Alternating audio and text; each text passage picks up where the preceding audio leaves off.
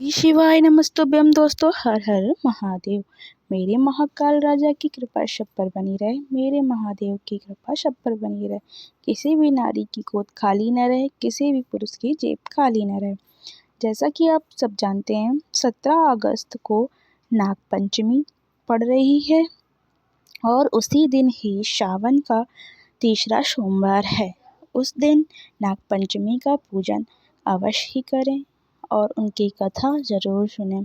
जो भी विशेष पर्व पे इस पूजन करेंगे नाग पंचमी का, अगर किसी का भी काल सर्प दोष है और काल सर्प दोष से मुक्ति करना चाहता है तो नाग पंचमी को तो नाग के जोड़े अवश्य दान करने चाहिए।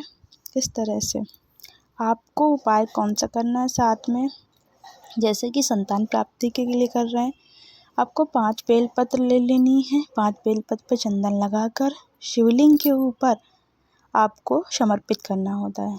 जया, विषैरा, शावली वाली, दौतली, देव, 5 पुत्रियों का नाम लेंगे और एक बेलपत्र उनको समर्पित करेंगे। आपको 5 बेलपत्र समर्पित कर लेनी है। 2 लोटा जल उसके बाद समर्पित करना है। 2 लोटे जल को 7 धारा बना के साथ में दोनों लोटे ले लेंगे। सावन के विशेष पर्व पे 2 लोटे जल का बहुत महत्व, तो आपको उसके बाद बेलपत्र समर्पित करके 2 लोटे को सीधी धार आपको समर्पित करनी है शिवलिंग की पिंडी के ऊपर 5वें मुख में आपको समर्पित कर देनी है।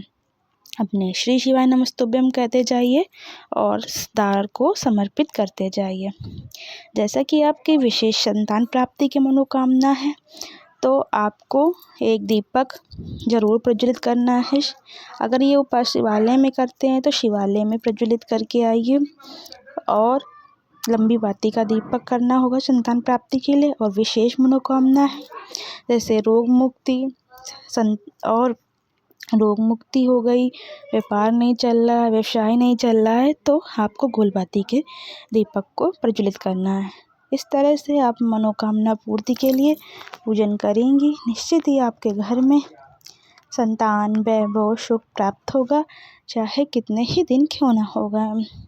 माताएं अगर विशेष मनोकामना रखती हैं तो अगर संतान प्राप्ति चाहती हैं तो उस दिन आप पार्थिव शिवलिंग का निर्माण करके घर में ही पूजन करें, जिससे आपके घर में खुशहाली लौट आएगी। जो मैंने उपाय बताया है आपको वो पार्थिव शिवलिंग बनाकर आप वो उपाय ज़रूर करिएगा। ये उपाय पार्थिव शिवलिंग भी बनाकर आप कर सकती हैं। आप पार्थिव शिवलिंग का निर्माण कर लीजिए। उसके बाद पार्थिव शिवलिंग में सबसे पहले आपको 5 बेलपत्र समर्पित करनी होंगी और उस जया, विषैरा, शावली वाली, दौतली देव के नाम से, और 2 लोटा जल समर्पित करना है। उसके बाद आपको एक दीपक 2 लंबी बाती का जला लेना है और उसके बाद जो पूजन आप करते हैं, दूध है, जल है, जैसे भी आप उनका अभिषेक करेंगी और उसके बाद जनेऊ वस्त्र के रूप में जनेऊ चढ़ाएं, कलावा चढ़ाएं। आप जो भी समर्पित करना है, मौली है, धागा है, समर्पित कर दीजिए। फूल, बेलपत्र, भस्म, धतूरा, जो भी उसके बाद आप समर्पित करेंगी, आरती करेंगी, फिर उसका विसर्जन ज़रूर करिएगा। आप इस तरह से पूजन करें। विशेष मनोकामना जो भी उसके बाद समर्पित कर सकती हैं और दीपक लंबी बाती का ही जलाइएगा संतान प्राप्ति के लिए। और जो लोग पूजन पार्थिव शिवलिंग बनाकर करेंगे, व्यापार नहीं चल रहा, व्यवसाय नहीं चल रहा है, तो उनको गोलबाती का दीपक प्रज्वलित करना है।